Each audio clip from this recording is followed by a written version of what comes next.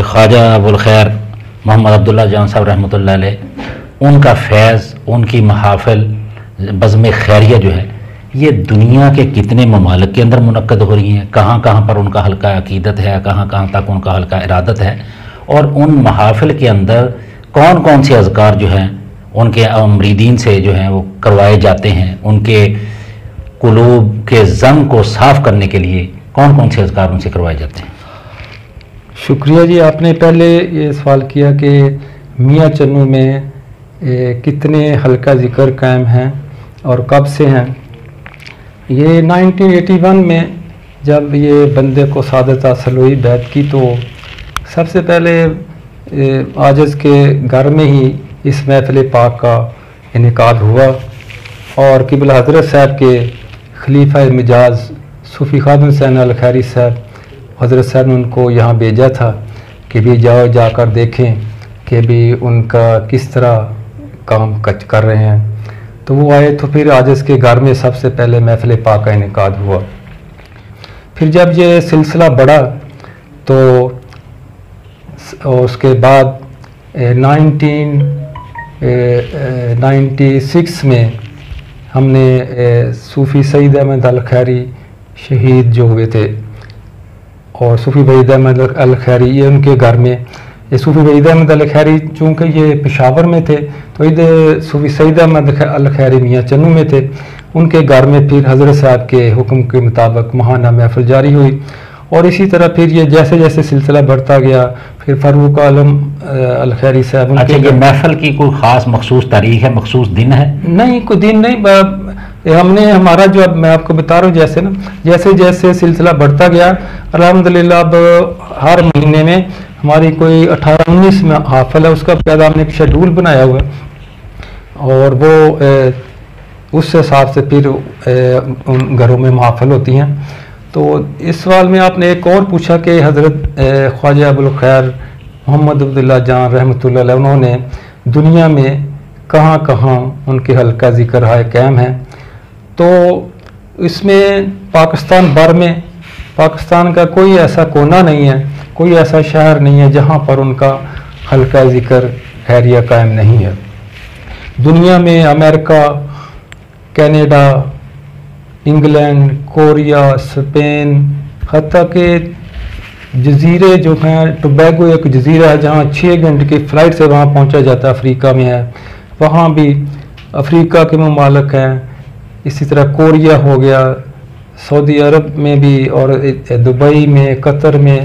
ادھر بھی عرب کنٹریز میں بھی، اور بھی بہت سے ممالک میں حلقہ ہے ذکر قائم ہے۔ اس میں سب سے پہلے جو حضرت صاحب جب بیعت کرتے ہیں تو اس وقت وہ ایک وظیفہ دیتے ہیں درود پاک اور یا حی یا قیوم، یہ صبح شام ایک دفعہ پڑھنا ہوتا ہے۔ ہو سکتا ہے کہ ختم خواجگان شریف ہے جس میں سورہ فاتحہ شریف ہے، سورہ علم نشرہ ہے، درود پاک ہے، سورہ اخلاص ہے، اور اللہ تعالیٰ کے اسماء گرامی ہیں، یہ ہیں ختم خواجگان شریف میں، جو ہمارے حضرت صاحب سے پہلے جو بزرگ تھے انہوں نے ایک ایک کر کے جو وظیفہ بتایا تھا، ان سب کو یکجا کر کے انہیں ختم خواجگان شریف اس کا نام رکھا، اور حضرت صاحب نے خود بھی اس پر صبح شام اس کو پڑھا، اس پر عمل کیا، اور آج الحمدللہ پوری دنیا میں اور پاکستان بھر میں یہ صبح شام جاری و ساری ہے۔ ناظرین، آپ کی توجہ کے لیے یہ بتاتا چلوں کہ بزم الخیریہ جو ذکر کی محفل ہے خواجہ ابوالخیر محمد عبداللہ جان رحمۃ اللہ علیہ کے حلقہ ارادت کے اندر ان کے مریدین کے جو منعقد ہوتی ہیں، اس کے اندر جو وہ تلقین کرتے ہیں بھی آپ نے کیا پڑھنا ہے، تو وہ کہتے ہیں کہ یا حی یا قیوم کا یہ وظیفہ صبح شام بتاتے ہیں، ختم خواجگان بتایا جاتا ہے، اور یہ اس پر وہ ساری زندگی خود بھی عمل کرتے رہے ہیں، اپنے مریدین کو بتاتے ہیں بھی ان کا ورد زیادہ سے زیادہ کریں۔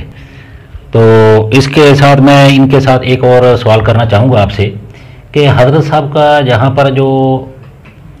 ان کا آستانہ عالیہ ہے مرشد آباد پشاور کے اندر کوہاٹ روڈ پر،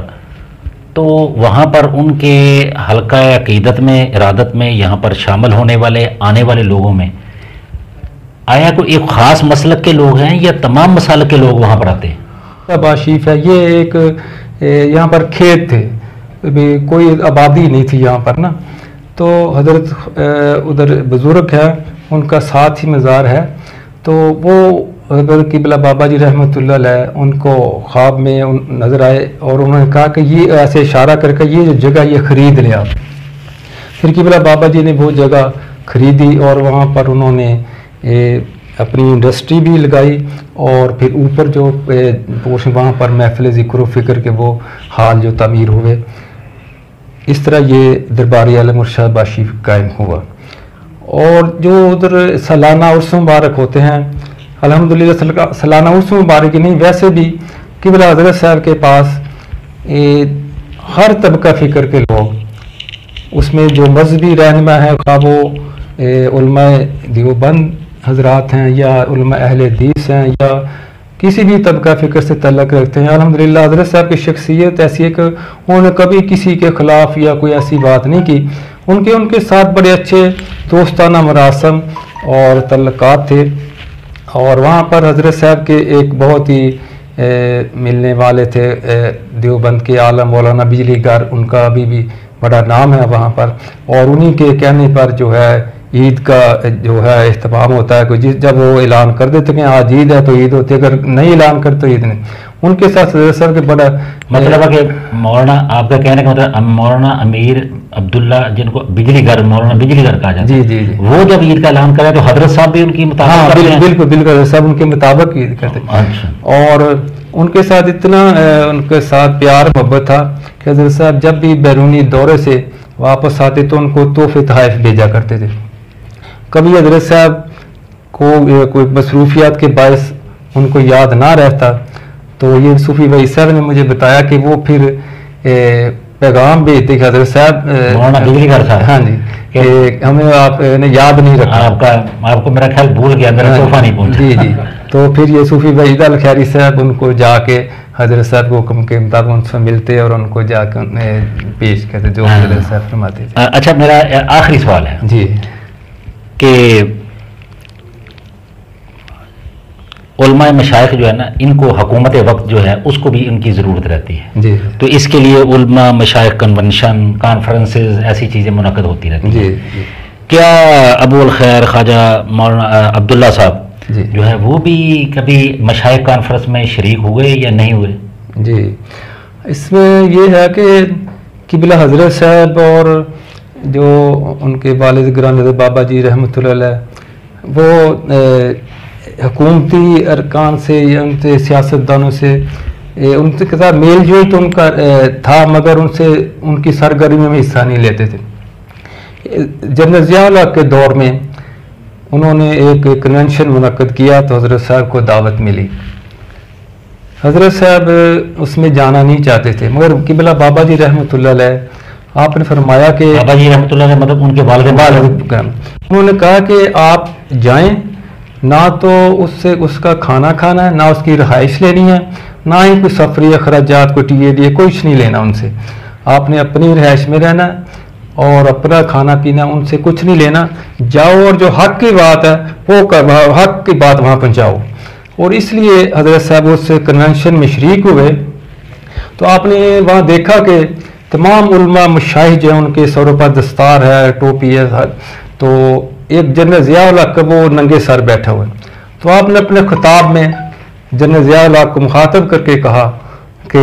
تمام علماء مشائخ جو ہیں ان کے سروں پر دستار ہے، ٹوپی ہے، آپ کو بھی چاہیے تھا کہ آپ ننگے سر نہیں بیٹھے، اپنے سر پر کوئی ٹوپی رکھے. تو جب وہ وہاں سے کنونشن سے فارغ ہوئے تو وہاں پہ چائے کا وہ ایک دور شروع ہوا. تو وہاں جنرل ضیاء الحق نے حضرت صاحب کو کہا کہ آپ پٹھان لوگ ہو، آپ کے دل میں جو بات آتی ہے آپ کہہ دیتے ہو، آپ علیحدہ سے مجھ کو یہ بات کہہ دیتے. تو حضرت صاحب نے فرمایا کہ آپ نے مجھے کنونشن میں بلایا ہے تو میں نے ادھر ہی بات کرنی تھی، اگر آپ مجھے علیحدہ بلاتے تو میں علیحدہ بات کر دیتا.